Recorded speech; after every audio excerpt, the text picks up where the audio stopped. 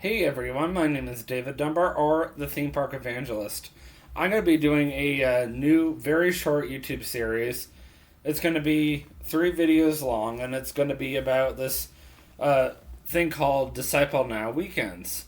And to make it nice and long, I'm going to be talking about each night one at a time. So, in other words, I'm going to do 3 videos for the very first weekend, 3 videos for the second weekend, and 3 videos for the third weekend. 3 different years, 9 videos in total. And it's going to be called My Disciple Now Weekends, to make a long story short. So, anyhow, before I get into the very first night, and also what Disciple Now is, I want to do some quick announcements because you guys know me. I'm always looking for a chance to do some kind of announcement for my YouTube channel. So, first of all, this Friday is my brother's 25th birthday, and with that being said, he wants to go to Newport on the Levee. He's decided that he wants to eat at Tom and Chi, which is a grilled cheese and soup kind of place out on the levee, which is in Newport, Kentucky. So, as of right now, I'm planning on vlogging out on the levee as well as at Newport Aquarium. And then I also invited a good friend from the Ark Encounter to come and spend time with me that afternoon. Somebody you've never seen before on my YouTube channel, nor ever heard me talk about, so this ought to be really interesting.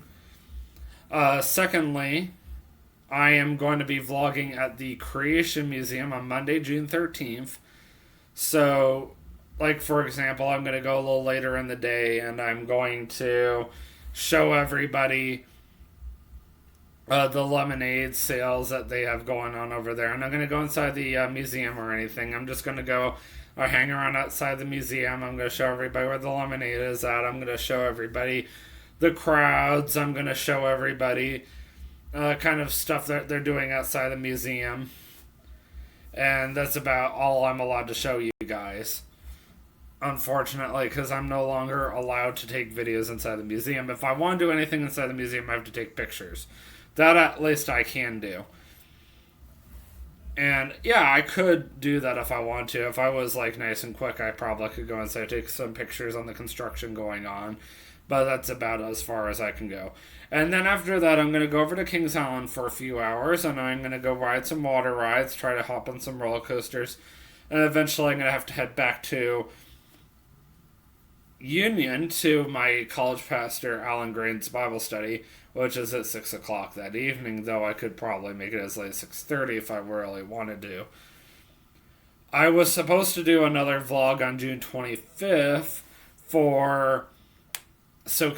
to vlog Soak City, but I'm trying to get July 2nd off instead so I can go with Caitlin and her husband John out to Soak City, and that way they both could go with me that particular day.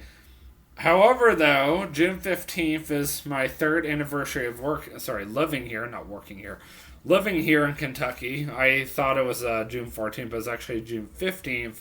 So, make sure you watch my YouTube channel that evening, because I'm going to go live that evening and talk about what it's been like living here for the past 3 years and just kind of different things I've done over the past 3 years. Otherwise, let's get into it. So, Disciple Now Weekend, what exactly is it? Well, without necessarily looking it up online, it's a gathering of all men, young men to be specific. And typically it's only grades 6 through 8th. So we're looking at ages 13 all the way to 15, 16, somewhere around there, maybe even as young as age 12, that are getting together. It usually starts out at a church, a local church in the area, and usually you would go to your own church to do this, because you'll listen to, and well, not just listen, but you'll also do some worship songs, So obviously you're going to want to sing. And also you're going to hear normally a pastor of some sort preach on a particular subject geared towards that age group. And you're normally at the church at least 2 hours or so. And then from there, they divide all the young men up. So normally, a bunch of adults my age or maybe even older will open up their houses to, we're, let's say, 25 to maybe even 50 young men. And they'll normally have all kinds of junk food, so you already know. And they'll normally allow the young men to stay up until at least midnight or so. They'll have a giant room that they'll have all the preteens to teens to put all their camping gear in, so like sleeping bags and their pillows. Then you'll of course want to bring your toiletries with you and all that fun stuff. I don't even remember if I even showered that for any of those times that I went on Disciple, Now, as disgusting as that is. But then again, I was a preteen at the time, so I probably didn't even care back then. And you'll usually have some kind of Bible study that's geared towards the theme of the weekend. And then you'll just kind of goof off and have fun. The next morning, you'll have another Bible study, and then you'll kind of do something throughout the day, and then you'll come back to the church for about 2 to 3 hours or so, give or take. Then you'll go back to your house, and you'll spend one last night there. And then on the Sunday morning, you'll bring all your stuff with you again, and you'll conclude at the church for service, and you'll usually sit with your group that you were with, and then you'll go back home with your parents. The church provides pretty much everything for everybody for the entire weekend. It starts on Friday night and it ends on Sunday morning, so that's a good actually amount of time. But we're only going to talk about the Friday night, and we're going to talk about my Friday night, the very first year I ever went. So now you already know what it was about, or what it's about. So keep that in mind. So the very first year I went, I think my parents paid maybe $30-40. That's actually not really that bad if you think about it, especially for back then, for the entire weekend. So they dropped me off at the church, and I basically came into the sanctuary, and we played maybe a game or two, that like games that are geared towards the entire group, and then we all more or less just started singing worship songs, and then eventually we heard from one of the pastors come up, and they preached a subject for everybody that was kind of geared towards our ages. Kind of got us started thinking, and that later on that night they let us know, okay, this is exactly where everybody's going with. So they sent me to my good friend Frankie Portlock's house. I'm sure these days his name is Frank, but then again, he was a preteen at the time when I first met him, versus now he's got to be my age. He's got to be 28 as well.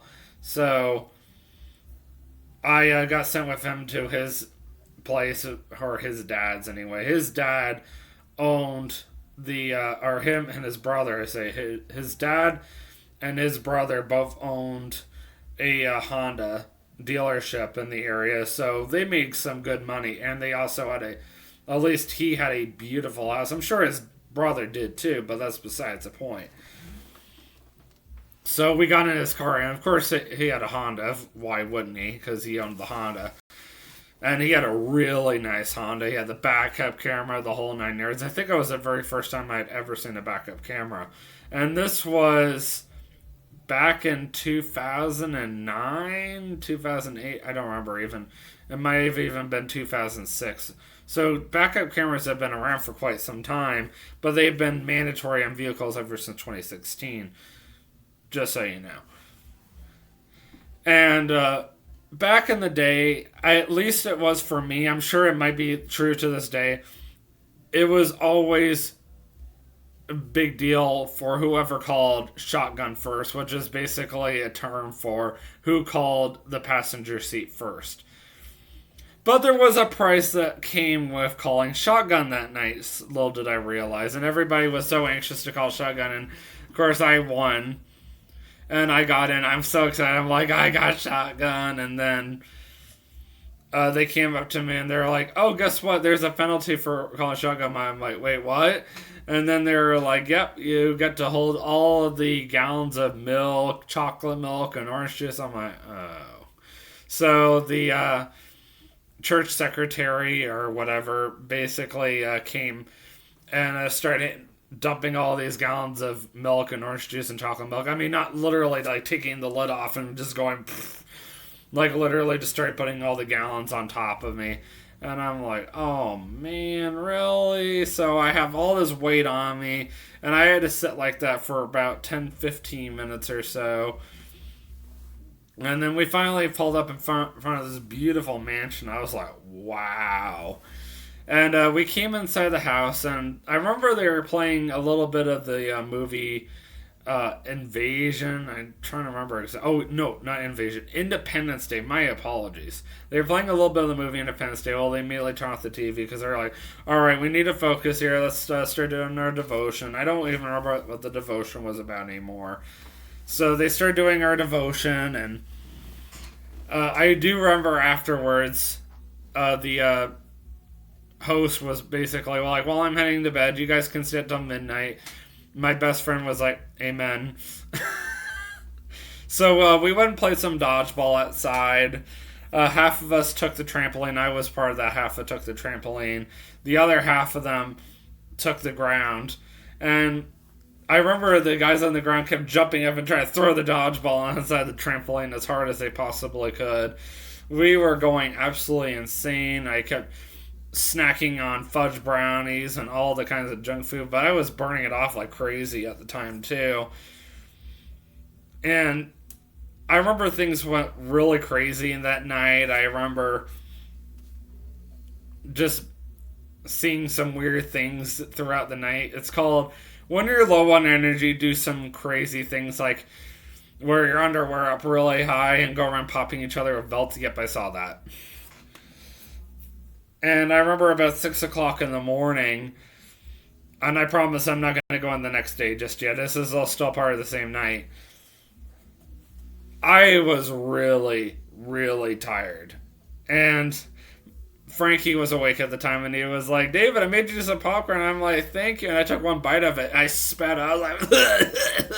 I was like, what did you put in this? He's like, don't you like it? I loaded it with salt and pepper. And I was like, no, I don't. David, I'm wounded. How dare you not like my popcorn? I'm like, it's got too much salt and pepper. So, yeah, that was really interesting. And I remember I tried to go to bed at one point, but I think I just had too much sugar in my system because I just could not sleep.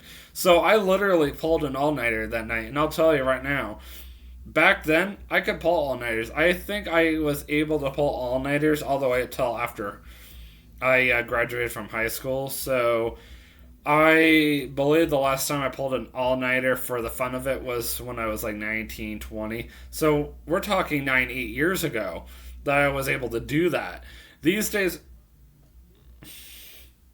I'm still young, but I can't do that anymore. Let's just go with that. And even with even if I were to drink a lot of caffeine, which I probably could pull an all-nighter if I had enough sleep and I drank enough caffeine, but still, I'm going to end up crashing.